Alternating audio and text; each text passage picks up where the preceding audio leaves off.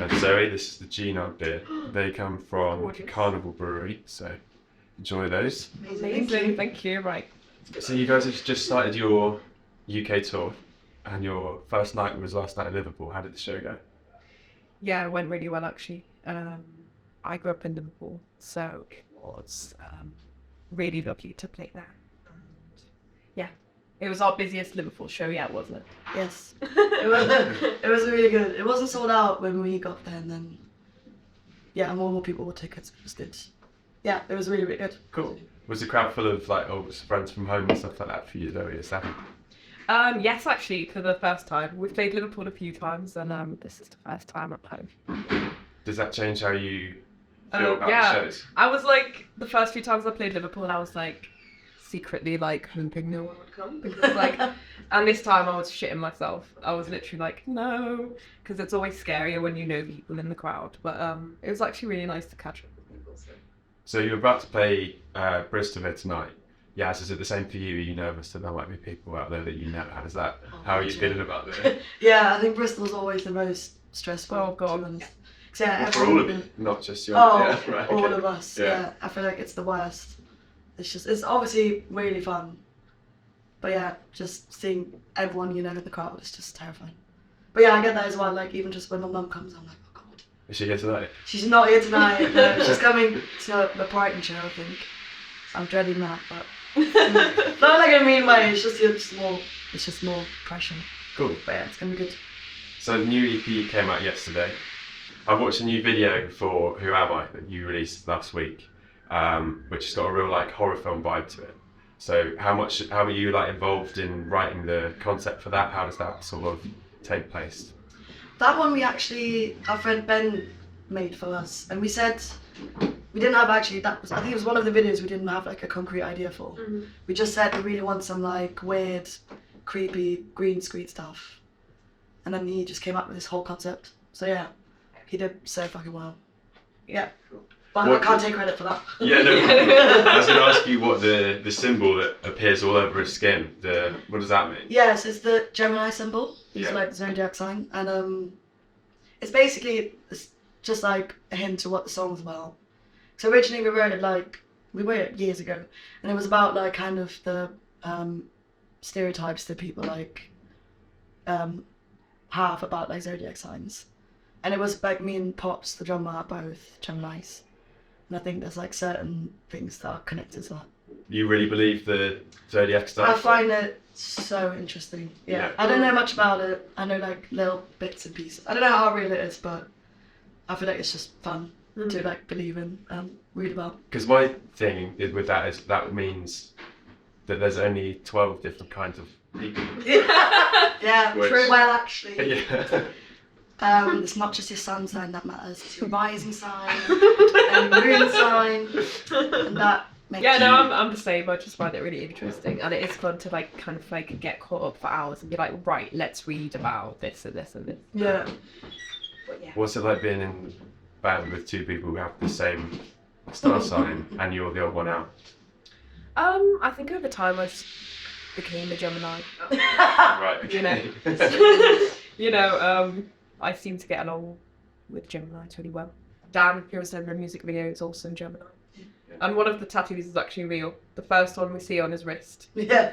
That's a real tattoo. This makes us sound like really obsessed with it's not, but Well, listening to the lyrics on the EP, like I know that you wrote that song to counter the sort of judgment people get from the zodiac thing and what that means that people will assume about your personality, that kind of thing.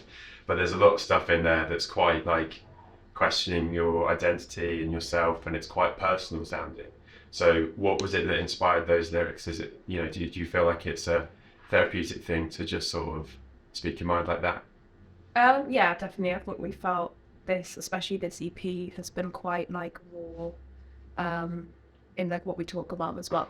And we all struggle with like body image and stuff like that, identity and stuff.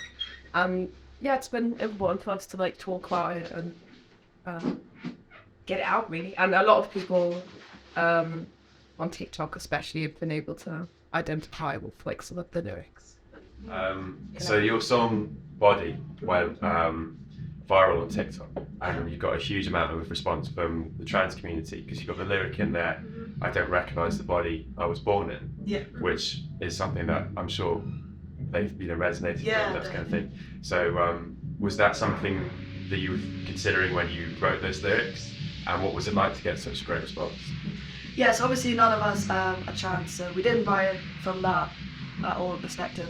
But it was, I think that lyric is just more like kind of, just again about body image and just kind of like body dysmorphia as well, and kind of like not recognizing yourself sometimes, and just, so I think it was more about that, like personal experience. And then when that happened, we were like, oh yeah, that makes so much sense. I can see why trans people would completely identify with that. But yeah, it was just amazing to see. I think it's just like, yeah, amazing to see that people can just completely identify with that. Sorry, I was so distracted by the music.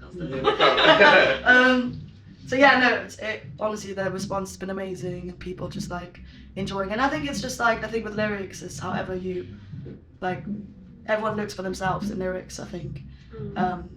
If that affected those people in that sense, then that's amazing, absolutely amazing. Even though we wrote it like slightly differently. I mean, I feel like it's all in a weird way connected, like, but yeah, no, it was amazing. A friend of ours read a newsletter where there was a sort of story in there about someone who went to your shows and then wrote that if you want a queer awakening, they should go to one of your shows. Yeah. When you hear about writing about you just like that, how does that make you guys feel? Yeah, it's obviously amazing. I think the main thing, like, we're openly queer and talk about it. So I think the main thing we want to do is to just create these safe spaces for queer people, and just, yeah, queer people to have a dance. Like when we played Liverpool yesterday, I could tell there was definitely some fans, younger fans on TikTok. I could tell that, you can just tell because they're just so openly queer and they're just having such an amazing time. So I think that's yeah, incredible. Come to one of our gigs if you're queer.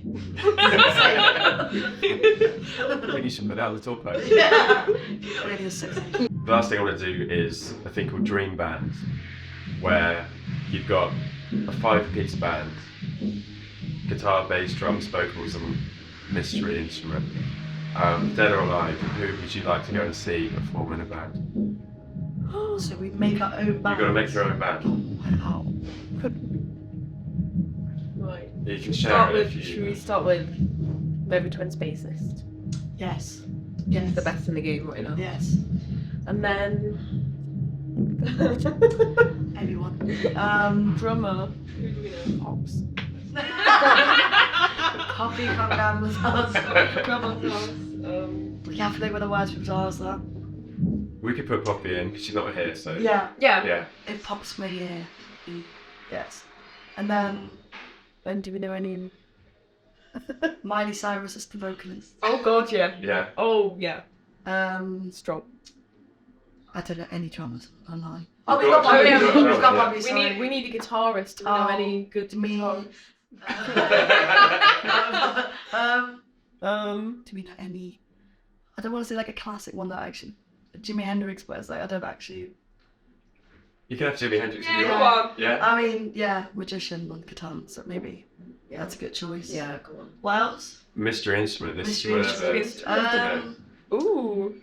synthesizer, saxophone, bass player. Cowbell. Yeah, you can have. Do we know? Love the cowbell. Who's in on cowbell then? Could be Any someone lovely. I did. Georgia on cowbell. Georgia Woods. Done. George, they stand behind the camera. Yes. Cowbell. On cowbell. Done. Right. Okay. Final question. What's next for Grandma's house? So we've got the door, obviously. Doing that pretty much the whole of March. And then, we're writing an album at the moment, our first album. So we're just trying to make that, like, yeah, we're just putting a lot of work into that. Yeah, I think it's what we're going to be doing most of the summer, to be honest. Yeah, hopefully play some festivals. Released in the autumn for the album? So yeah, Is it going to be released in the autumn, you think? I reckon end of the year, hopefully. Yes, that's the plan. If everything goes well. I think at the latest, early next year. All right. Well, thanks for talking to me, guys. No worries. Thank you. Thank you. Okay. Delicious. There we go. Delicious.